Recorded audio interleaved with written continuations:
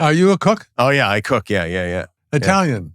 Oh, that's one of the things. I grill, I barbecue, I cook Italian. I have most things. And like are you the cook or Molly? I am the cook in the house. Yeah, I make breakfast. It's like I'm like a short order cook every morning. I make waffles. I make pancakes. I make eggs. Everybody wants something different every day, and so I'm in there making it. I make the dog eggs every morning, and I make all the meals. I do breakfast. I do dogs. Well, Mary would say correctly that she chips in on all of these, but I love making breakfast. I love bringing coffee to Mary in the morning. Mm-hmm. I love feeding the dog, and I'm great at lunches. I'm great at opening up the refrigerator and finding something and making something good out of what's in there. That's what I like to do also. I'm not a dinner guy. I'm not a cook. I love the challenge. I love like an 11:30, boy, I'm hungry type of situation. But that's you wait, 11:30 at night, It's like my wife will get hungry. Maybe we've been out and it's been too long since we ate. She's like, I'm hungry. And I'll let me figure something out. I go in the cabinets and I'll usually put together some I always have like a chicken broth in the refrigerator. And from there, I can always put some kind of pasta together. I'll add a little bit of tomatoes, some garlic, some little tiny ditalini pasta. Maybe I'll go out in the garden and get some kale or something and put it in there. Maybe I'll mix a little bit of, I'll mix an egg in with some polenta or semolina drizzle it into the soup and make kind of an Italian egg drop soup. I get very serious. I don't kid around. Wow. Did you notice that when you said at 11:30, I went, you mean lunch? Because 11:30, I've been asleep for at least 2.5 hours. Yeah. Your life is so different. I don't stay up that late typically, but on the weekends, like if we go out or something like that, we're usually up till midnight. But you just came from work. I did. I just came from work, just did the show. Sean Penn was on the show. Oh, wow. This kid, Owen Cooper, was on the show. And I was thinking about you, and I'm going to tell you why I was thinking about you. Because this kid, Owen Cooper, and by now we'll know, he seems likely to win the Emmy for Best Supporting Actor in a limited series for adolescents on Netflix. And the kid who has the youngest person ever to win the Emmy, do you know who that is?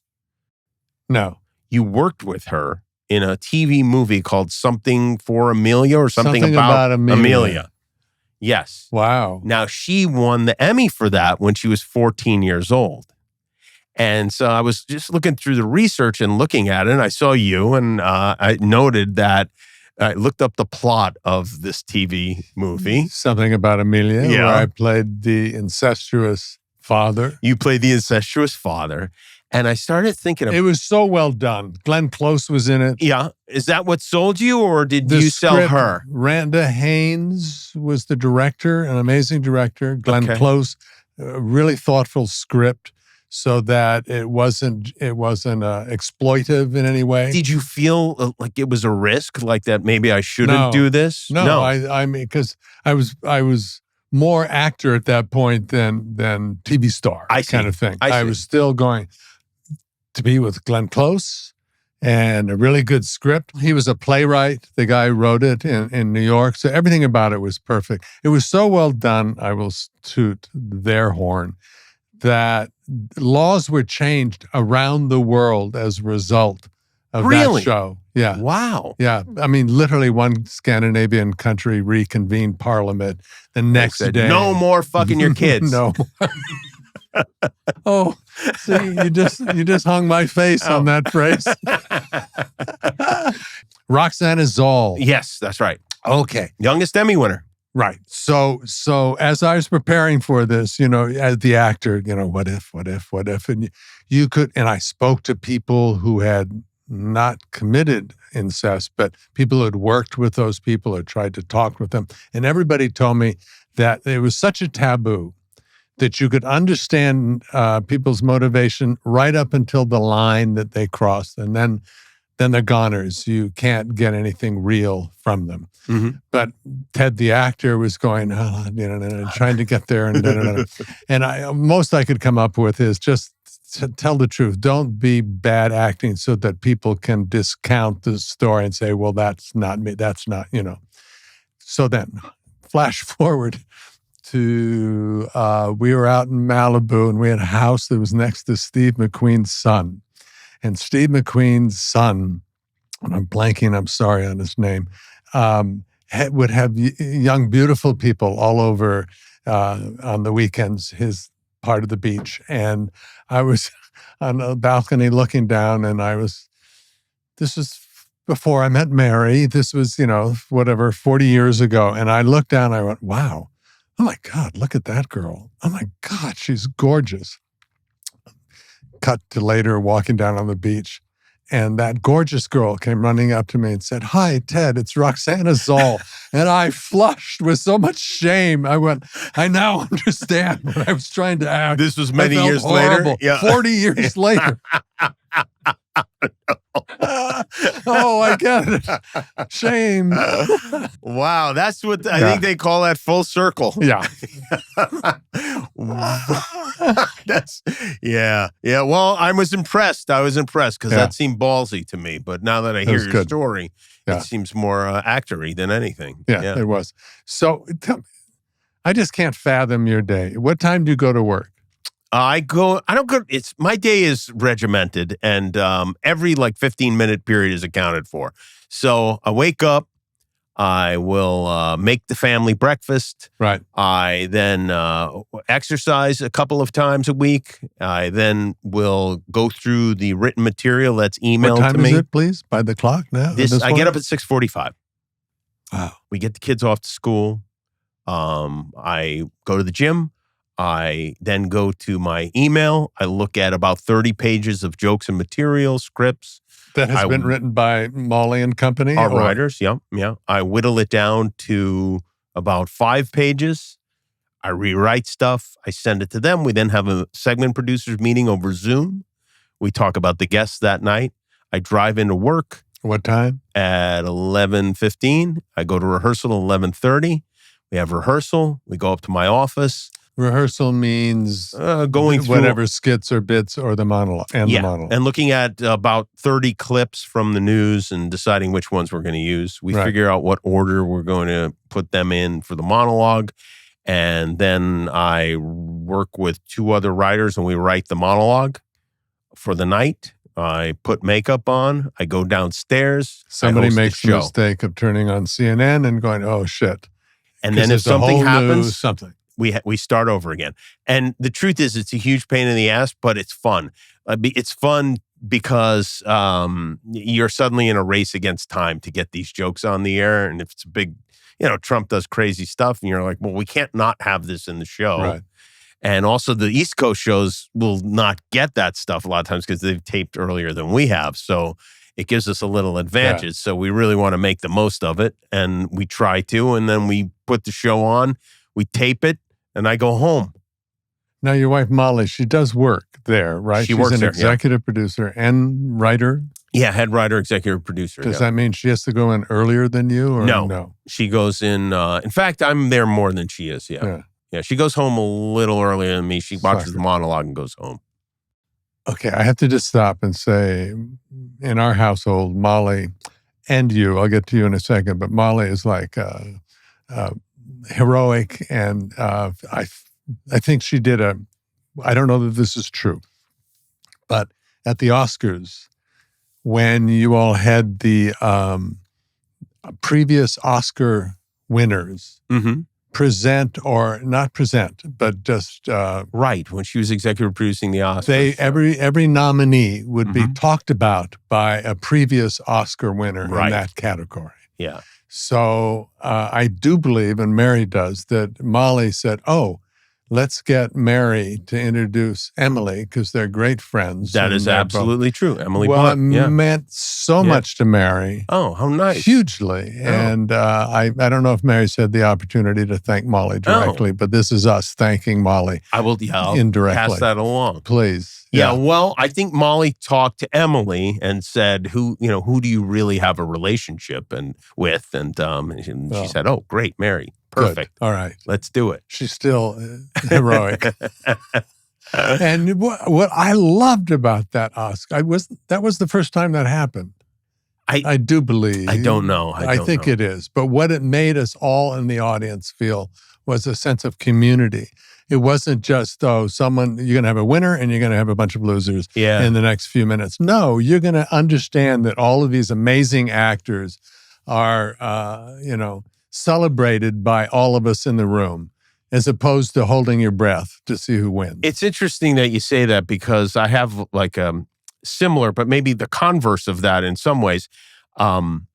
The roasts, like, the roasts used to be so much fun, and you'd see these Don Rickles and Bob Newhart and these people who were friends. Martin. Milton Berle roasting each other. And then it was like that, I think, when the roasts revived at the end of the 90s and early 2000s. But then they became it became like a business thing, and you'd have these roasts with these subjects of the roast being roasted by people they'd never even met, because they were just booking the show. And that's when I was like, you know what? I don't want to do these anymore. And I think maybe they've come back around to only using people who know each other. But it's weird when they just go out and get, somebody, some comedian or some actor who's famous and they know is a good name to have on the bill to roast somebody that they've never met before. They don't have license to do that, really. Yeah, there's no chemistry, there's no relationship there.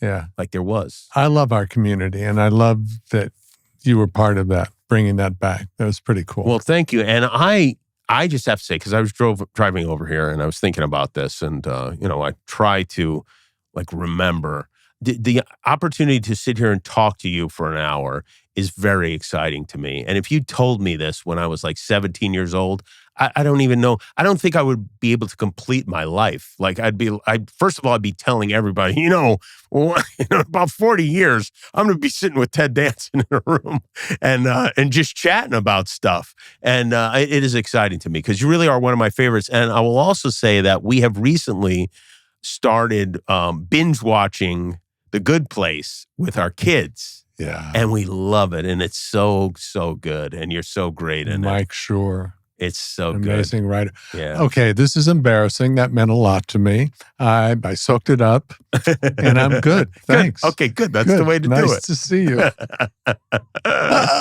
It is funny, because I know that for me anyway, sometimes, and I have friends who host podcasts, and I have people that I admire who, if they ask me to be on, I'll come and do it.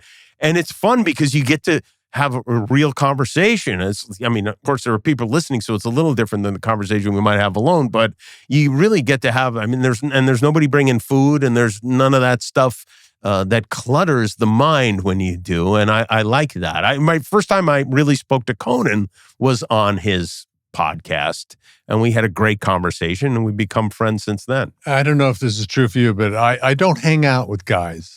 You don't? No, I have great work relationships. I love going to work and hanging out with friends and doing something together. And I love them, and I will love them forever.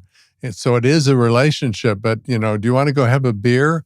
No, I want to go home to Mary, to be honest. And I remember. So this is wonderful. I think maybe you mentioned this to me when we were talking about the podcast on the show, that one of the reasons you're doing it is because you don't get to see Woody Harrelson anymore. Yeah. Still don't, by the way.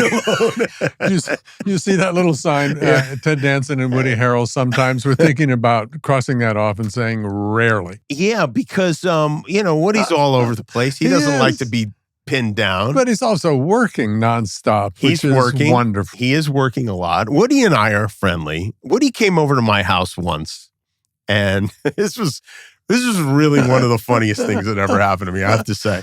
I love Woody's stories. I like to cook, as I mentioned, and I know Woody is a vegan, and so I was prepared for that. And it was Woody and Owen Wilson were coming over. And it was the afternoon. Wow. It was a rare, afternoon visit. And I was like, you know what? I got a pizza oven. I'm going to make these guys some pizzas. Yeah. So I fire up the pizza oven, and they come over, and they're a lot of fun. They're competing with each other. Yeah, very competitive. It's really it's remarkable. They're like children, adults, And Woody is talking to my wife, and I'm out in the backyard cooking, and he says, "Hey, do you mind? What's the address? I want to order Domino's." And Molly... This is Woody. Is Woody. And Molly says, what? And he said, yeah, I want to, can you give me the address? I can order Domino's. And she says, listen, I just have to tell you, Jimmy's going to be really upset if you order Domino's. He's very serious about his pizza, and he's cooking for you. And Woody and Owen looked at each other like, he's gonna be upset. They didn't understand at all. Yeah. Turned out they wanted to order the game Domino's, somebody to bring a game of Domino's over. And this is like pre-Instacart. So even the idea of ordering a game was alien to us. And luckily it turned out to just be that. But you were making the vegan. He's past vegan. He's in the air. Yeah. Then I learned that he wasn't even eating bread. But I think just to be courteous, he did eat. He did eat some of it. Yeah. I don't know what he eats, but he manages to find something. I have a prank going at work right now, and I feel comfortable sharing this with you because by the time... Because that guy or girl won't ever listen to this podcast, is what you're saying? No, but by the time you put this out, I think it will be over. It's getting close to being over already, but we got these two guys at our show, both writers, Danny and Josh, and they're very good friends. Danny's kind of a snappy dresser. He's a ska kid, and he puts a lot of thought into his dress. Josh does not. And Josh got promoted, and Danny said, Josh, maybe you want to start dressing a little nicer. And Josh was offended by this, but Danny stuck with it. And he said, he's like, what, I should dress like you? And he's like, no, but, just start, look like an adult rather than a college kid, So now I spent the next couple of months studying Danny's clothing and purchasing every item of clothing that he owns, duplicating it, ordering it, stockpiling it. I go away for the summer. We come back for the summer. And now we get a tip every morning on what Danny's wearing to work. And Josh wears the identical outfit. And we're on day 3 of this now.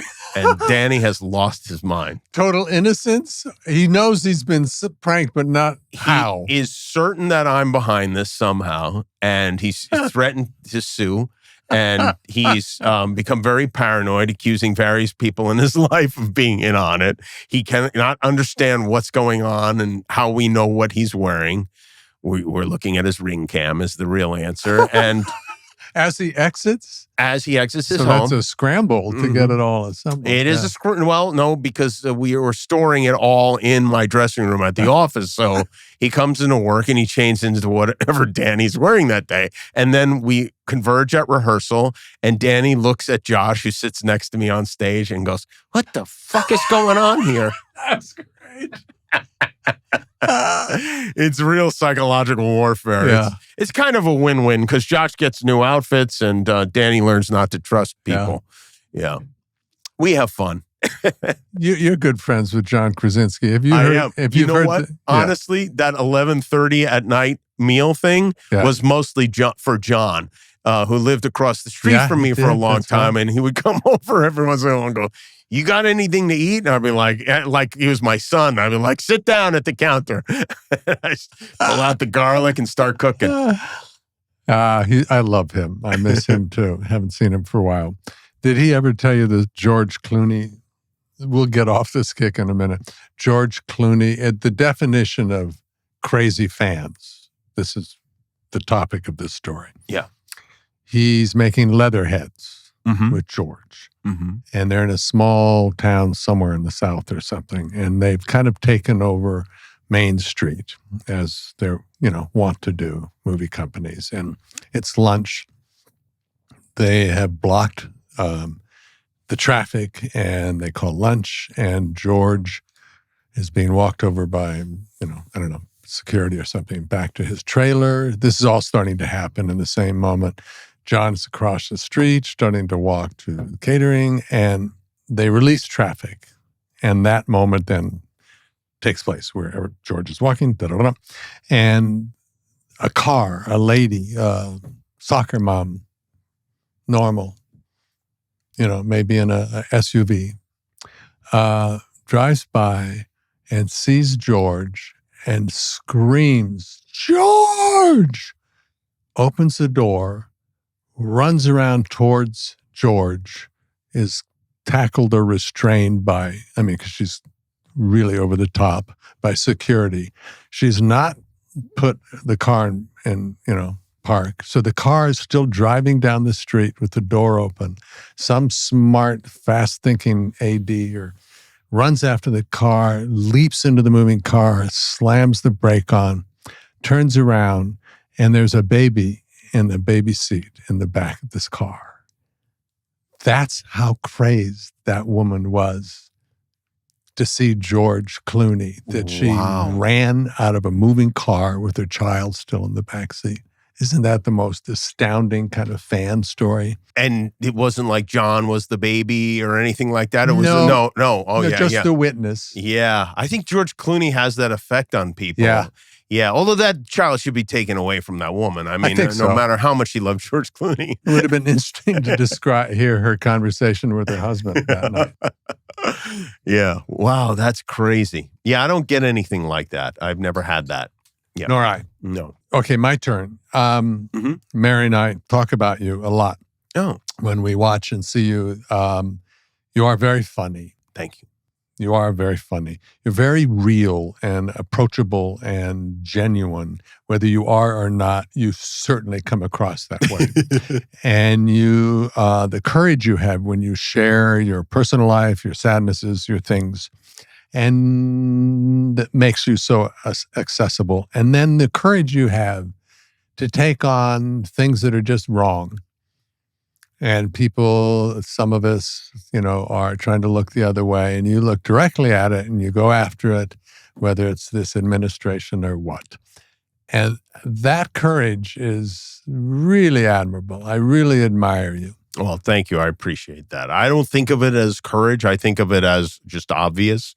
I think of it as having really no choice but to talk about these things and to say these things. Just the way I was brought up, I think it makes perfect sense. It especially bothers me, being brought up Catholic in a very positive Catholic environment, that Christianity is something else has been co-opted and perverted in such a way, and that I find especially upsetting. And that I think about what Jesus would think of this stuff, and it seems pretty plain that he wouldn't think it's great, that he wouldn't approve of nannies being yanked out of the park and thrust into a van to be returned to their home countries because their paperwork is not in order. That just all really seems very obvious to me. And I think that it is to most people, but it's become this us versus them. It's become almost like sports, where I root for the red team and you root for the blue team, and everything the blue team does is good and everything the red team does is bad, and vice versa. And I just sometimes I hope, and maybe foolishly, that it will resonate with at least those people who don't have their minds completely made up. Yeah, I don't know. I keep asking people sometimes on this podcast, how's your heart? How are you dealing with this? It feels like you have a platform to draw attention to it and do it in a humorous way. So that must relieve some of the pressure on your heart, but it still just feels like, and I don't know whether I don't know what to do is reminiscent of other people who let things go too long around the world throughout history. And then all of a sudden we're in a really bad place. I don't know. Well, I don't know what to do either, but I think we start by acknowledging the truth. And, it's interesting when when you get to know people, like, for instance, like when Ellen came on television, right. Most people in the Midwest, I shouldn't say this, but there are a lot of people who are watching that show in the Midwest maybe didn't know somebody who was openly gay, right? Right. And so they are against gay marriage. They see it as, against their religion or whatever, for whatever reason. And they're against it. But then they get to know somebody like Ellen and they go, well, she seems okay. And then they say, well, now I feel like I have a friend or, one of their children comes out and they suddenly have a different perspective on that. It seems like the perspective, this like, we've got to stop the immigrants, are coming from places that don't have a lot of them, I mean, I know for me and living here in LA for the last 30-something years, I know a lot of people who came to this country illegally, if you want to call it that, and who are great people and who not only are they not a drain on our society, they're contributing a great deal to our society. I mean, even if you look at this issue selfishly, which I think a lot of people do, even if you look at it selfishly, it does not make sense to kick these people out. Besides the fact that it's just like, how can you go to church on Sunday and think this is okay to do to these families, to do to these people, and to be so cold about it, and for there to be, no, listen, okay, I get it. There are things, I would understand if I'm an immigrant who followed all the rules and came into this country and, jumped through all the hoops, that I might be somewhat resentful of somebody who, snuck in some way or whatever. But, people are just looking for better lives. They're just trying to improve their lives for their families, for themselves. They come here, they work hard. They, when you want to believe it or not, they are paying taxes. Everything that they buy is taxed. And anybody who's not paying them in the proper way is part of the of whatever the problem is. It's like, if you choose not to pay regular income tax, Social Security tax to your employees or whatever, you have no right to say you need to be out of this country. I mean, it's hypocritical. It's anti everything that I personally believe. It's heartless. It's cruel. More than anything, it's just cruel. And I just don't get it. And it has nothing to do with, does immigration need to be fixed? Yes. And there was an attempt to do that in the Senate. Yeah. And then it was stopped because that wouldn't be good politics. Mm-hmm. So it has nothing to do with trying to fix the problem. Clearly there's an issue, but it isn't about fixing it. Yeah. And since when are Americans, I thought we don't follow the rules, like, a gumption, and you figure out a way to make it, and you figure out a way to do this. And this is part of our personality as a country. And what could be better than these people who really want to work, who want to send money to their families, who want their children to be born in this country and to be educated and to have a better life and to contribute and all. What's bad about that? I just don't get it. I just don't get it. It just seems mean. It's just mean. And here we are. And it's it's going to pick up again. And you go, what can I do? And, boy, I admire these people who will be out there and they see this happening and they intervene and they do their best to protect these vulnerable people, their neighbors and whatever. I really admire that. But then they get arrested and then they have to deal with this. And it's just really, this idea that like states' rights is conservative ideal, that the states have, can make their own decisions. It seems they cherry pick that a lot. And, it's like, hey, listen, you know what? I think if you polled Californians, we want these people in our state. We want them here. We have positive experiences with them. We want them here. It doesn't make any sense to me. Nor I. And then I look at myself and go, and what are you going to do? Yeah. Well, it's tough. I think we've both done our best to make sure the right people were in charge, and we didn't win, unfortunately. I don't feel like we've done nothing. I think that's the most important thing you can do, is make sure there are decent people running your neighborhood, your city, your state, and your country. And I think we do a pretty good job of that in California, but on a national level, we seem to have screwed that up. And now most Americans, I think, would agree. I mean, I think that, if you were to believe these polls, I don't think people are happy with the way things are going. I don't think anybody ever imagined when he talked about sending these criminals. I mean, everybody's like, yes, if they're in MS-13, yes, of course they shouldn't be here. They shouldn't be committing crimes in this country. But now we're like, penalizing nannies. Yeah. It's sick. I should be asking Stephen, but how did that go down? Him being, let go of. And walk me through that.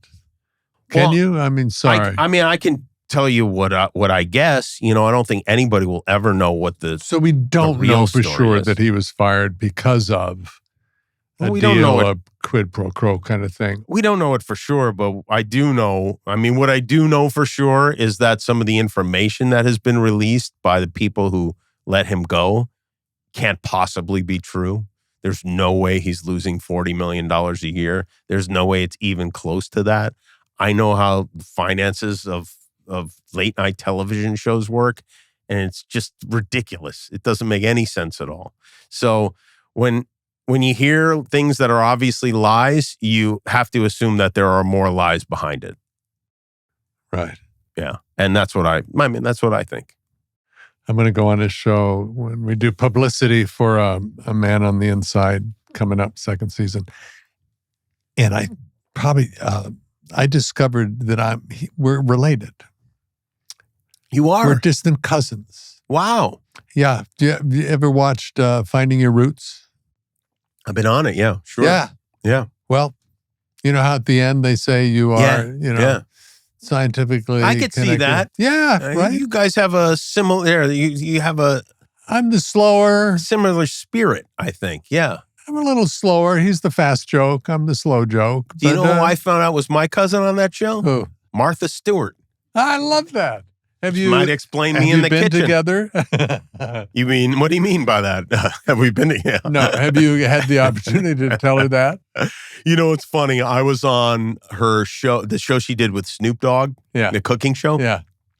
And I told him, I said, listen, this is something that I learned on Finding My Roots. And it did not make the episode. It was on the cutting room floor. And I'd like to tell Martha, I want to surprise her with this information when I come out. And I said, so please don't tell her, but I want this to be a surprise. And they were like, okay, absolutely. I was like, don't, because, I just, don't tell her, okay? We will not tell her. Segment producer brings me out. I step on stage. He goes, so I hear we're cousins. And I look over, the segment producer's just off stage. And I look over, and I just shoot an icy glare. I was like, yeah, yes, we are. Anyway, yeah, it's funny because my mother, like when Martha Stewart became a phenomenon in like the 80s, my mom couldn't get enough of it. Like my mom was like making her own scotch tape, that kind of stuff. She was, really into it. And I was like, oh, my mother with this Martha Stewart, it's ridiculous. Yeah. And then come to realize she's, through my mom, related to Martha Stewart. So there might be something running through our blood that makes us interested in this sort of stuff. You were Arizona boy for a while. I did. I went to Arizona State. I lived in Tucson as well. Arizona State, what is that? Tempe? That's in Tempe, yeah. Yeah. And I was a Flagstaff kid. Yeah. Would you go to NAU or you just grew up there? No, just grew up there. Yeah. Wow. Yeah. Hey, I don't know too many people. I have some friends from Flag, as we call it, but did you go up to ski ever up in the No, snow? I'm not really a skier, but I would go up to visit my friends at NAU. Yeah. A friend named Daryl Brown who let me when he was in college.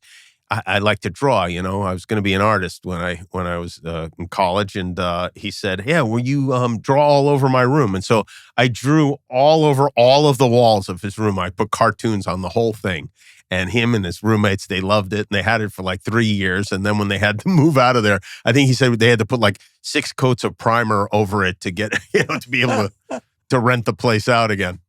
And what were you doing then? Did you know that you wanted to be a radio host? Yeah, you know what? I did. I when I was in high school, I was working at a clothing store called Miller's Outpost. Do you remember that store? Yes. And there's this other kid who worked there, and he worked at the college radio station, KUNV in Las Vegas. And he said, you're funny. You should come be on the radio. And I was like, oh, I'd love to be on the radio. And at the time, I loved Howard Stern. My uncle would send me cassette tapes of Howard, and I'd listen to them. And I said, I'd really love to be on the radio. So he set me up with a meeting with the program director, and the guy hired me. He said, what I want you to do is find local like people and who were well known in the area and make fun of them. And I was like, okay, that sounds great. So I would call people who did local commercials, these Right. guys, and have them on the show and, lightly goof on them. And the first time I did it, I found this guy named Fred, who was a used car dealer in the area. And he'd say, if I can finance him, and I will, I can finance you. That was his big tagline. So I had him on, and, we had a funny interview. And then I went home, and my mom and my dad and my Aunt Chippy were all like sitting in the kitchen. I walked in, they all clapped, and I was like, wow, this is something. Like, I grew up in a very loud family where everyone was talking at once all the time. And I think it was just like, oh, somebody's listening. Now this is a way for them to listen to me, like to actually have their undivided attention. And I fell in absolute love with that. I mean, it's still to this day, like going into a radio station is very exciting to me. And I started meeting like local disc jockeys, and they would put me on the air here and there. And I wound up getting a radio show in Seattle with one of those local disc jockeys. He said, I got a job doing a morning show in Seattle. Do you want to come with me and be my sidekick? And I went up there. It was called the Me and Him Show. It was, he'd say, I'm me, he's him, let's go to the phones. And we, did this morning radio show, and I was in love with it. And I that's what I did until I wound up on television. And David Letterman. David Letterman. Huge for you, right? And he started in radio. That was also part of why I was interested in it. Yeah, there's nobody. Why? What is it about? Everybody says this, and especially Dave? in your line of work, Yeah. that he was. At my age, too, yeah. Yeah. Because Johnny Carson was such a fixture in our lives and so beloved, not just by parents, but by everyone, right? Right. And it just seemed like that was Johnny Carson. That's when you're late at night, that's the greatest thing you could ever have. And then this guy comes on afterwards, and he's just doing like this weird version of the show. And I remember thinking like, this is from me. I found it. Whatever I was looking for, I didn't even know. But I found it here on this show. And the first person I ever talked about, like, I think the first month I watched Letterman, I didn't mention it to anyone, nobody. I just stay up late, and I was transfixed. And I mentioned it. My grandfather, actually, I went over to my grandpa's house, and he goes, you ever watch this guy Letterman? My grandfather would stay up till like 4 o'clock in the morning, watching TV and working on art projects. And I was like, yes. Are you watching? He's like, yeah. And we bonded over this love of Dave. And then it became like a thing. Like I had Late Night with David Letterman. Like the chemistry book was my book cover. My license plate on my first car said L8 Night. And I never thought like I want to be a late night talk show host. I never imagined there would be other late night talk show hosts other than Johnny and Dave. This is before everybody started getting talk shows. And I never even thought about being like it never occurred to me that you could be a writer. If I'd ever had that thought even one time, that would have been my goal.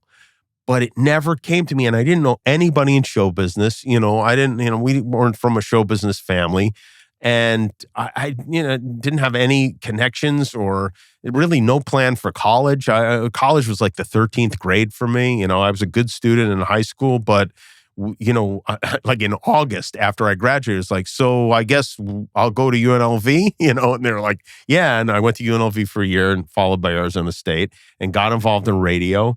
And the way I wound up on I never intended to be on television. I would have been perfectly happy being on the radio. But I was on in LA. I was on this radio station, K-Rock, with these guys, Kevin and Bean, and they were very popular, and people would listen to the show who were producing TV shows. And from time to time, I would get a call like, hey, you're funny. Do you want to come audition for this or that or whatever? And I was always looking for a little extra money. I made no money. So I would say yeah. And I wound up on a game show called Win Ben Stein's Money. Right. I remember that. On Comedy Central. Yeah. Wow, that's funny that, and that was it. That's how it started for me. Your show now, what was that moment when somebody came to you and said, do you want to do this? Well, it was the same guy who hired me for Win Ben Stein's Money, like 8 years later, Michael Davies. He was an executive at ABC. He's the producer of Who Wants to Be a Millionaire, which I now host. I know. He's he's just a guy who recognized my talent when I was young. And he said he went to Lloyd Braun, who I think you know, who was the president of ABC at the time. And he said to Lloyd, listen, I got this guy. I know you're looking for a late night show, which none of us knew. Who was in that slot? No one. No one really. Nightline was in the slot. And then Bill Maher's show, Politically Incorrect, followed it. Right. And then Bill Maher wound up upsetting all the affiliates and they wanted him off the air. But the truth of the matter is, I think Bill likes to, say he was sacrificed in the way that Colbert. But the truth of the matter is they'd offered that slot to Letterman already, and Letterman said no. He went to CBS instead. So they were in the market for something in that slot. They wanted a traditional late night talk show in that slot, which nobody knew. They were almost about to hire Jon Stewart, and John and I have the same manager, James Baby Doll Dixon. And James was about to close this deal for John to host the show. And Michael said, I want you to watch a tape of this other guy. And Lloyd watched the tape and he was like, I think this might be the guy. And he brought the tape to Bob Iger. And Iger said, yeah, I think this might be the guy. And they called me in for a meeting under false pretenses because they couldn't. Did you know anything of this was going on? I didn't know any of it. I knew none of it. And they called me in and they said that they wanted to meet with me about a Thursday night variety show, which I was not interested in. And they said, come on, meet the president of ABC. I went in. We never talked about me doing a show. He just asked me a bunch of questions about Letterman. And we talked about Letterman for like 90 minutes. And then he decided that I was going to host the show. And I found out about it because my wife happened to be friends with his secretary, who was married to my partner on the air, Adam Carolla. And she called and said, hey, they're going to offer Jimmy the late night talk show at ABC. She's like, they're going to offer you the late night talk show at ABC. I was like, what late night talk show at ABC? There's no late night talk show there. But it was a very strange thing because John and I had the same manager. Now he's in the difficult position of having to tell John, like, you're not going to ABC, but Jimmy is going to ABC. And that was a mistake, by the way. They definitely should hire John. If I'm in that position, there's no question I hire John 100 times out of 100. But I think Bob later said, Bob Iger, I said, like, what? What was it? Well, why? This is quite a leap that you guys made. I was on the Man Show. I was doing football picks on Fox NFL Sunday. Like, what was it? And he goes, well, you were cheaper. And everybody laughed, but I knew he wasn't kidding. Yeah. So that's, sometimes it pays to be cheaper. And then did somebody, very smart producer come along and guide you? How did you put together that first night? We screwed everything up. The first night was, we thought we did well, but looking back, I mean, like my vision of hell, like when I watched The Good Place, I think my vision of hell is being forced to watch my first year of shows. I hear you. Because it is just as painful as anything could get for me. It took us a long time to figure it out. And we're very fortunate to get a long time to figure it out. And somehow we wound up getting good ratings. I still don't know how that was, but they were good enough to keep us on the air, even though I was causing trouble once every like 2.5 months. Some major thing was happening. That came out of your mouth? Yeah. Something that came out of my mouth, and caused the whole thing. And, it was like just tumultuous. And the show was live at the time. The first couple of years we were on live. And we kept the title Jimmy Kimmel Live, even though the show's not live because we don't want to change everything. But didn't you? I read something that some guy, I can't remember the actor's name, who was so filthy or whatever that they put in that delay. The actor's name was Thomas Jane, and we had a delay, but he cursed so many times that the delay only works once, and then it's got to catch up.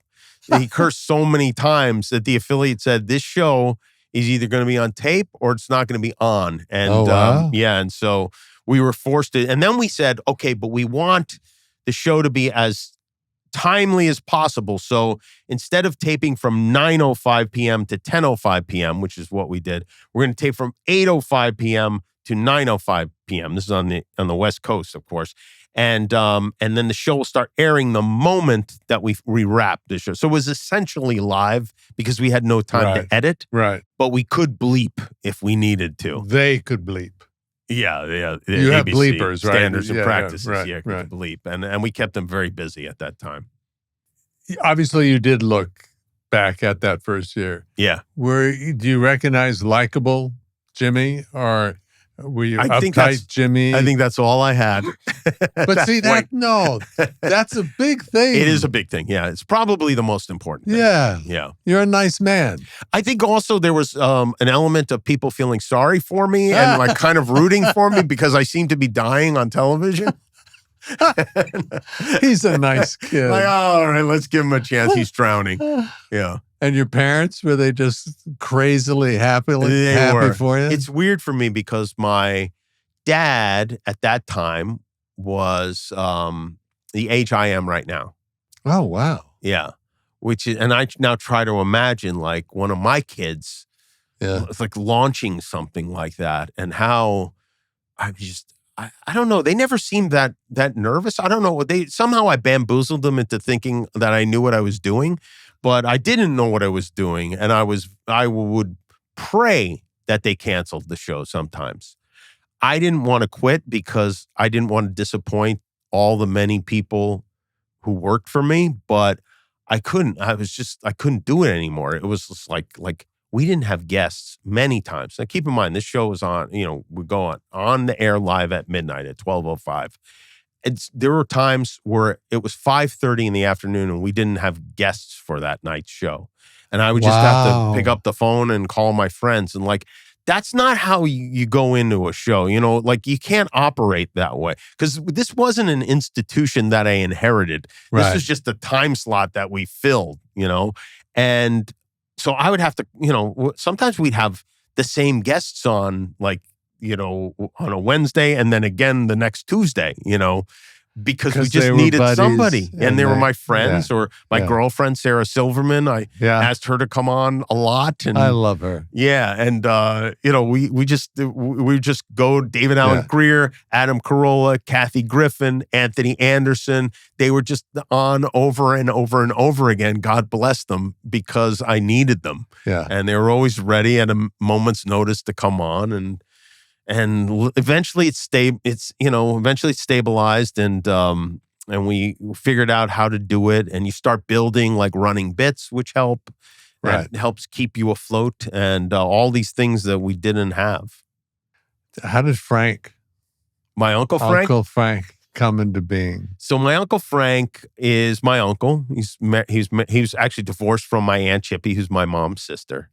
And I always thought he was a character, and he was always just this funny presence in my life. A policeman, right? He was a policeman in New York for 20 years, and then he retired. They decided they were going to move to Florida. They went to Florida. They stayed with some friends. They put a deposit on a house. They went back to the friend's house. They looked out in the backyard, and there was an alligator in the swimming pool. And my Aunt Chippy, we were living in Brooklyn at the time, my Aunt Chippy said, "I didn't raise 3 daughters to have them eaten by a fucking alligator." And they lost the deposit and decided to move to Las Vegas, where he got a job as a security guard, first at the Frontier Hotel and then later at Caesar's Palace. He became the Italian security guards at Caesar's Palace would almost automatically get assigned to Frank Sinatra. Right. And was that back then? Yeah, back then. Oh, wonderful. Yeah, this was like 1975 probably. Yeah. And he got assigned to Frank Sinatra, and my grandparents lived there with them. They moved out there with them, and our family's very close. It was only a matter of time before we followed them out there, and we did follow them out there in 1977. And it was a great place to grow up. It was exciting. But I realized my Uncle Frank was this character. I mean, he's just like fun. Like he's this old man even when he was young, And I started putting him on the radio when I was on the radio. Like if we do a show, if we go back to New York and do the show, he'd move back to New York. I'd put him on. And I remember I never was sure if other people would find him as funny as I did, but Kevin and Bean, my coworkers, just couldn't get enough of him. They was like, this guy's unbelievable. So when I started doing the show, I knew I would need support. I knew I would need people to go to. And I called my Uncle Frank. Was he day one there? Yeah, he was there day one. Oh, wow. I called him. I said, I want you to move out to L.A. He's living in New York, working at St. Patrick's Cathedral as a security guard. I said, I want you to move to L.A. and I want you to be a security guard on my show. And he's like, he didn't understand what I was talking about. He didn't understand that he was going to be on the air. He just didn't get he just didn't know what I was talking about. He was kind of open to it, but somewhat reluctant. And what really clinched the deal was he found out that the bank where he had a checking account had a branch near the apartment my cousin had found for him. So he's like, okay, because he didn't want to transfer his bank account. He moved to LA. And he was a hit immediately. He was like, people loved him immediately. I did. Funny, right? I did. I probably was trying to look hip, like I knew or something. But the first time I went out of my way to greet him as I came in or something. But from then on, he was so genuinely nice to me. He was a very nice guy. I'm sure he was nice to literally everybody, but he was like an ambassador. He only arrested 6 people in 20 years. He would just tell them he didn't want to arrest people. He would say don't do this again. Get out of here.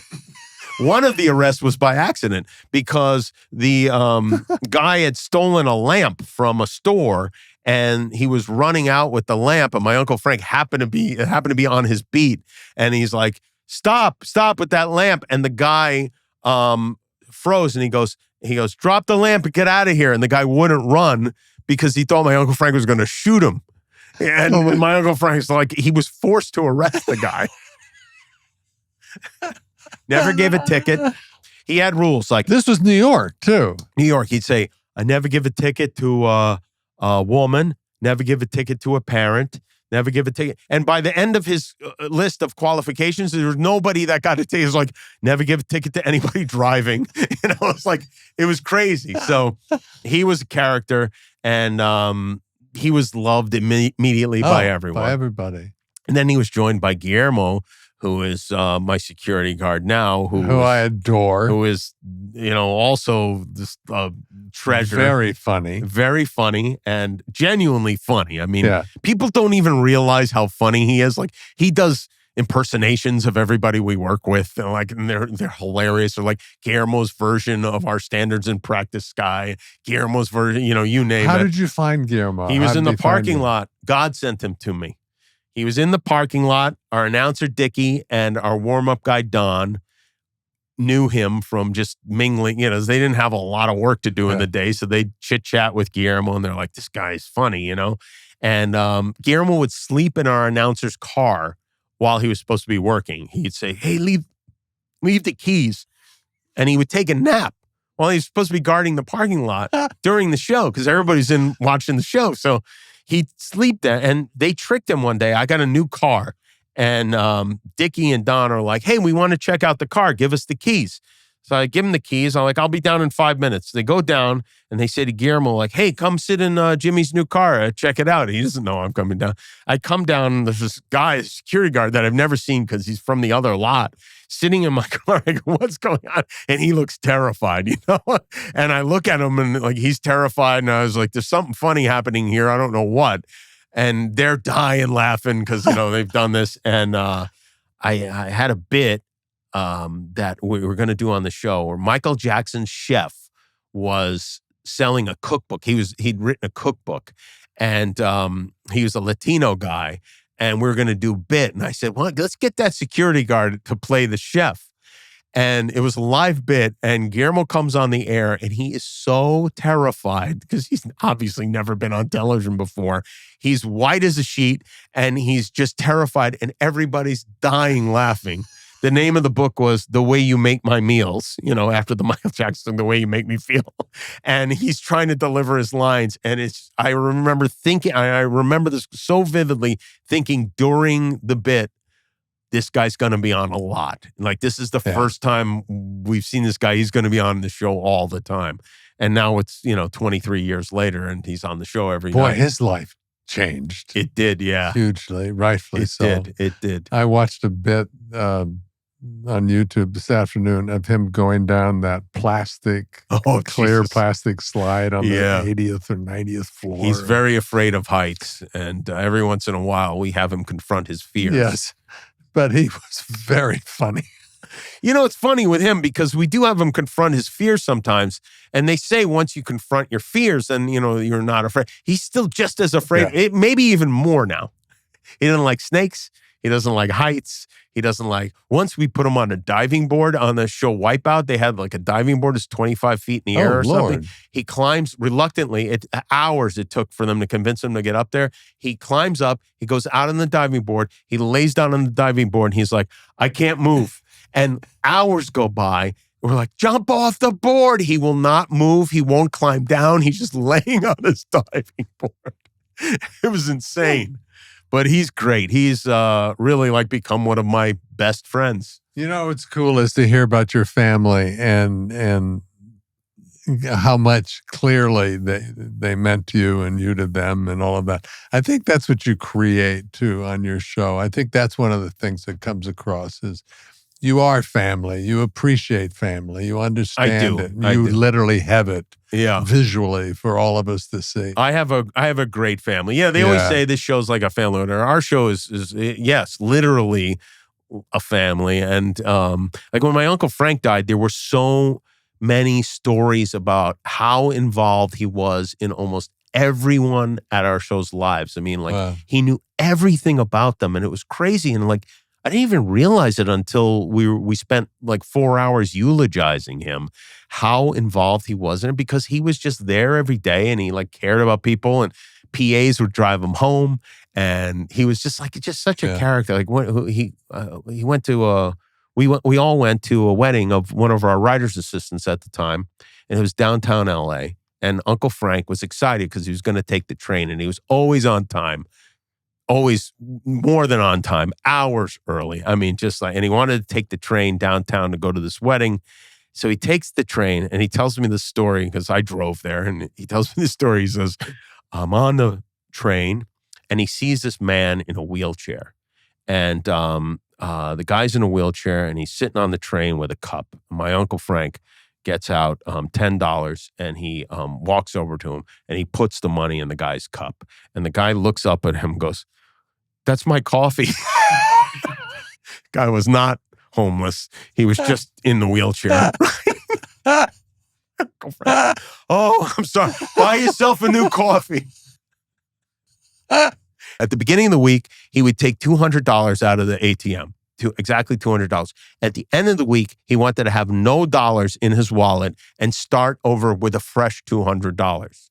And so whatever he had left, which was often, $147, he would just give out to people. He would just give to people on the street, people at the show, low-paid workers, whatever. Just hand out money. Wow. Kind of an angel. Yeah, really a character. Yeah. Who's left in your, I hate to put it that way. Oh, my Aunt Chippy is one of the funniest people in the world. My cousin Sal works on the show. My brother, my cousin Mickey, my Aunt Chippy, who is an unbelievable character, and we pull pranks on her. I've been doing stuff to her since I was a little boy, really. Really since I was loading her cigarettes, putting little explosives in her cigarettes when I was 12, and it continues. Now I have budgets to really do. I don't know, maybe you've seen, but it's a pretty popular prank. Something I worked on for years. I got a Waymo. And I had a actor playing the driver. Those cars, driverless cars. Pick her up at the airport. Now, she doesn't know about a driverless car, So I have the driver come. He opens her door. He gets her in the car. He says, "Hey, will you excuse me? I have to go use the restroom." She's like, "Yeah, go ahead. Whatever." Closes the door and off goes the car with no driver. And she goes, she is going just absolutely berserk. Cameras mounted everywhere. Cameras. Customer service reps, coming over the speaker. She's just screaming and just doesn't know what is going on. And that to me is when I'm at my happiest. It really is. It's my happiest. Does it take time for her to forgive you or no? We're in a perpetual, she will never forgive me for all this stuff, but she loves me. That's what's most important. That's so cool. Yeah, I love doing stuff there. Once when her daughter, my cousin Mickey, was pregnant, she'd never seen a sonogram before because Mickey is the first of her daughters to have a baby. And she just never seen it. And so Mickey said, "Do you want to come see my sonogram?" She's like, "Yeah, I'd love to, whatever." She's not seen this technology. She doesn't know anything about technology, So we set up a whole fake sonogram thing. We had a monitor with like videos in there and like she was looking at this fetus and she's, tearing up. And then the fetus starts doing jumping jacks. And then the fetus starts doing karate and giving her the middle finger. And she's just like, she's going nuts. Then the fetus is me. Yeah, we do a lot of fun stuff with her. Yeah. Can I ask you how Billy is? Billy's great. Thank you for asking. My son Billy is 8 years old now. He's had 3 open heart surgeries and 1 arthroscopic surgery. We don't think he'll need any more surgeries, which is great. And he's just one of the funniest, weirdest little people. He's just like nonstop. I know everyone thinks their kids are funny, but like I go to school and everybody's like, this kid is really funny. This kid, my dad, who's seen a lot of like, grandkids and whatever, he goes, "This one's the weirdest one." This is and I'm a grandfather now. I have a 3-month-old granddaughter from my oldest daughter. Had a baby, which she told us she was not going to have any kids, and she's not interested in having kids. And I was disappointed, but like, okay, well, that's your decision. And she came over with one of those little printouts of a fetus, and it took me like a good 4 minutes to digest it and to figure out what was going on. So now Billy is an 8-year-old Uncle Billy. He likes to be called Uncle Bill. Uncle Bill. He wants to be called Uncle Bill. In every other scenario, he's Billy. As far as his uncleship, he is Bill. That's great. We don't know why, but it's funny. And how old is your granddaughter? Is her name's Patty, and she's 3 months old. Wow. Isn't it just super cute and very exciting? Yeah, I have an 11-year-old daughter, Jane, who's funny, and my son Kevin, who'll be 32 any day now, and he's great. I have great kids. I'm lucky. Yeah. And the older ones adore the younger ones. They do, and vice versa. Yeah. They love it. Yeah, I know. It's like something I didn't think about it. I didn't think about that part of it, but it's really it's very special. We went on a trip just recently. Just got back. There were 9 of us, just kids, their mates, and 4 grandkids. Flew to go see Charlie McDowell and his wife Lily, who were in Paris because she's shooting Emily in Paris. And then, nice. And there were like 11 of us at the table. Yeah. We're about to take a trip like that. 17 of us. Oh. We're going to Ireland for my dad's 80th birthday. All going to spend time with our Irish family, my dad's family, who he tracked down on Ancestry.com and got in touch with, and now has become very close with it. Every weekend we have Irish cousins visiting LA. It's like every weekend someone is at their house visiting, and they just get such a kick out of it. And they live on like the land that our family lived on in the 1700s. It's crazy. Yeah. Oh, wow. That's amazing. I've never been there, so I'm excited. Did you trace back with Skip Gates, back to that family? Oh, yes. Yes, we did. You should take that with you so they can see it. Yeah, well, I've shared it all with them already. They're we've it's the internet has changed that. It's like you really can have you can be in close contact with people who live 5,000 miles away. Amazing. Yeah. I'm so grateful for you to come and talk to me. You're so sweet to be here after a full day's work. And I think I actually asked you if I could be on the show, right? They didn't tell me that. Well, I told you they like me to be scared and nervous. I asked you when I said I didn't ask. You did. I offered myself up, and then it was a long time. I was like, oh, maybe he doesn't want me on the show. So I was grateful. I just can't fathom. I don't know you that well personally, but Right. I'm a great admirer of yours. Your not just your work as an actor, but you as a human being. You see, and thanks. Mary, you guys seem to be great people, and everyone I know that knows you confirms that enthusiastically, including my friends John and Emily. Emily. My former across the street neighbors, John and Emily. Yeah. Who I adore as well. This seems like a good note to go on. Okay. All right. Why not? But thank you. Thank you. Please, please, please pass on our respect to your wife. I will do that. She'll be very happy to hear it. For real. Hopefully I won't forget it on my 11-minute drive home. I'll call her. Okay.